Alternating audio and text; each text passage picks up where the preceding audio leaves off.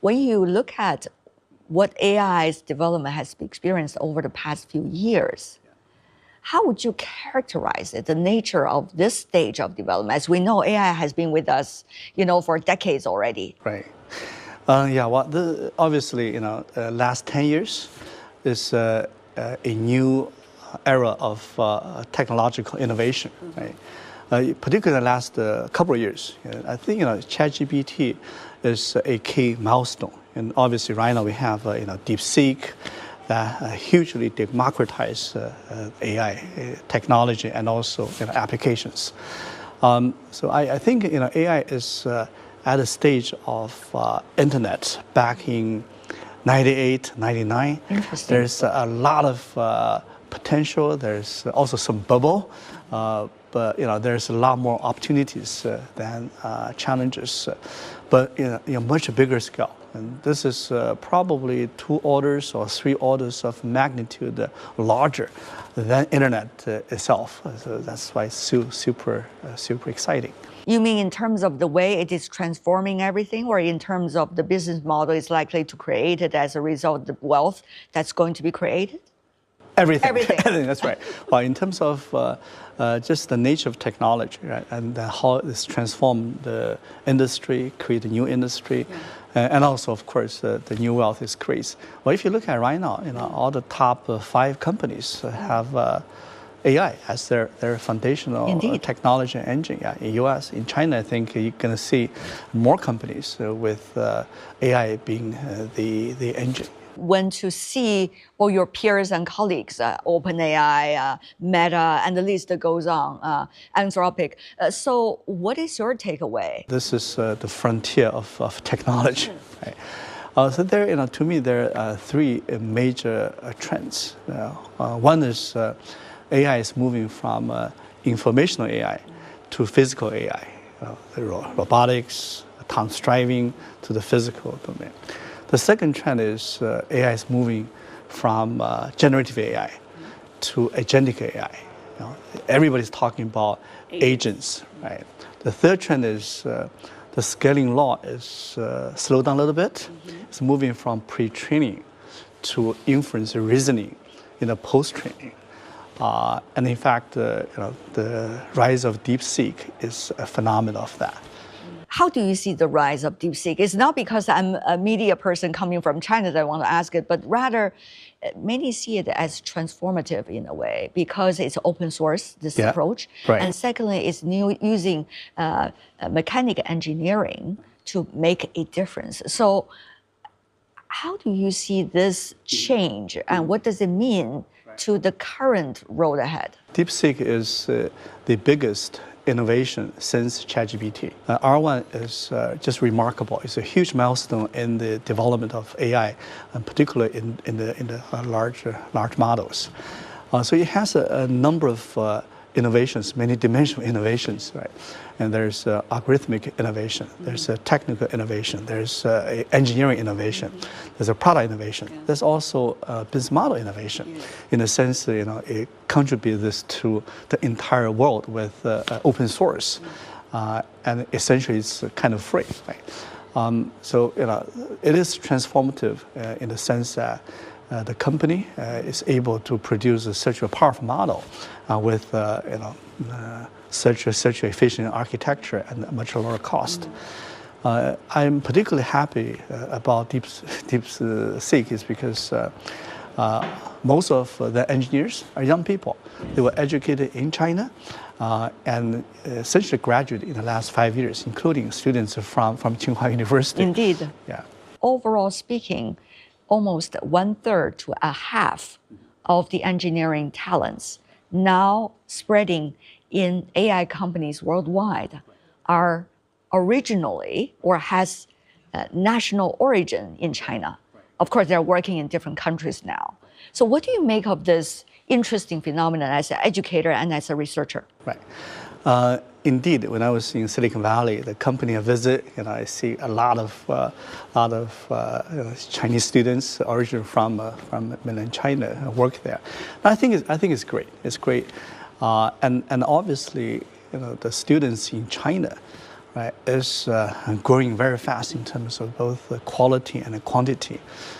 China now, I'm talking about in mainland China, has probably 3 to 4 times more AI young talent students than United States. So I think this is definitely an advantage. Obviously, China needs more leaders, need more CTOs with global vision.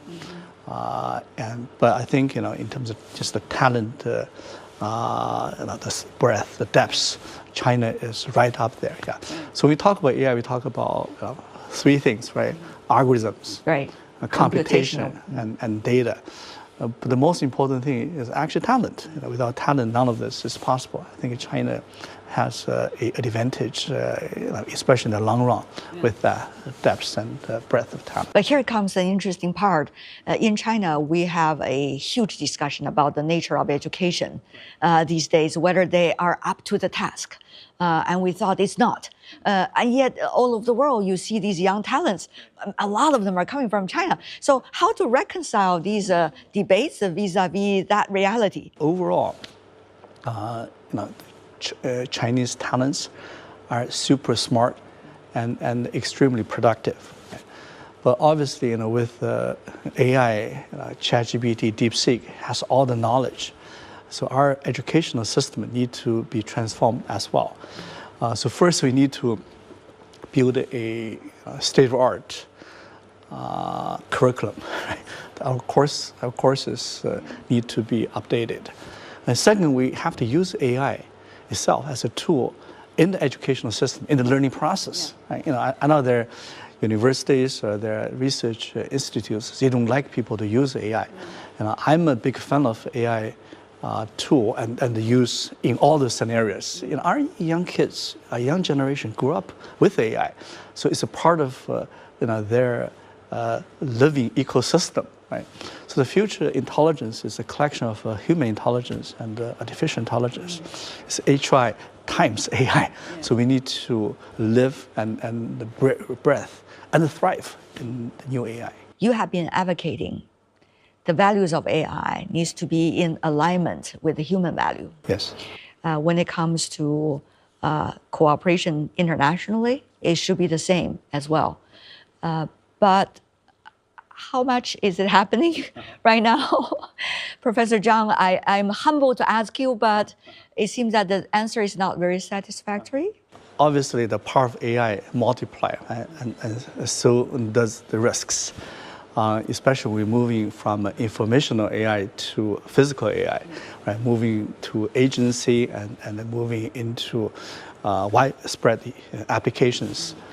And there has been some good progress in terms of research, alignment, but also there are some setbacks. Right? There are some countries, they don't want to collaborate. But I think in the long term, it is critical for China and other countries to work together. First, of course, in areas of common interest, like climate, health, overall AI safety. And in the meantime, we just need to invest more. I've been asking the government, the companies, to invest at least 10% of their budget, of AI budget, in the AI safety, alignment, and governance. Value. Governance, yes, that's right. When you talk about that to your peers while you are making the trip to different important AI entities in the US, what do they have to say from the industry? Right. I think most of them have awareness. They're already beginning to build the AI safety model into their product development process. Right. But that it's not even. It's not evenly distributed. It's some companies do better than others. I think it's natural. And also I'm glad to see different countries come together, begin to advocate for a global collaboration. This is something I've been You've been working on, yes. working on. I've been vocal. Having said that, though, what about the business model? You talk about, in a way, resembles what happened 30 years ago, Right. internet boom. Right. But it took a while to find a business model then, isn't it? Because you were fully participating during that period of time. Yeah. Now, do you see similar road or similar frequency? Yes, by and large. If you look at the internet 30 years ago, the companies who initially made money were the companies selling servers, routers, and the physical infrastructure. And it took a few years for companies to make profit, to find business from applications. Same thing for AI. AI right now, the company who make money are the NVIDIA's, right, making chips. The company who are making data centers, provide those basic infrastructure. Once those infrastructure is built, right, then there will be many applications that's able to get revenue and eventually realize profit. In between, there will be some imbalance. Sometimes you probably buy too many chips, you have too much capacity in a data center, and sometimes maybe less. So there will be some imbalance. There will be some bubble, but in the long run, this industry is much larger at scale, and there will be a lot of companies who are able to have a real business because this is real. This is not a imaginary thing. It's already happening. It could take years. You are learning about different situations in different parts of the world, China, US included. What about China after DeepSeek? There comes to the interesting case studies of Manus, which is more about the agent rather than the LLM, and other interesting names. They are very small entrepreneurship, right, of a few dozen people, and yet seem to try to find their way out and set a model. What do you make of these interesting developments all at the same time? What should we watch? Yeah, well, first of all, there will be a few foundation models, big, horizontal foundation models. In the very beginning, there are 200. Right now, you probably 3 to 4, right? That's convergent. The second thing is you're going to see hundreds, thousands, or tens of thousands applications on top of that, right? Including the Manus as agent is a brilliant product, but you're going to see a lot of applications thriving as part of the ecosystem built on top of the big models and of course the physical infrastructure. So this is healthy, and I expect to see a lot of companies like that, including some of the company we spin off, right? The AI agent for hospitals, for drug development, autonomous driving, robotics.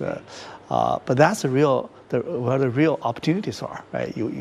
Not everybody needs to build the horizontal foundation big model, but those are the foundation for companies, especially the small entrepreneurs, to build a variety of business. There's also the serious issue of disenchantment.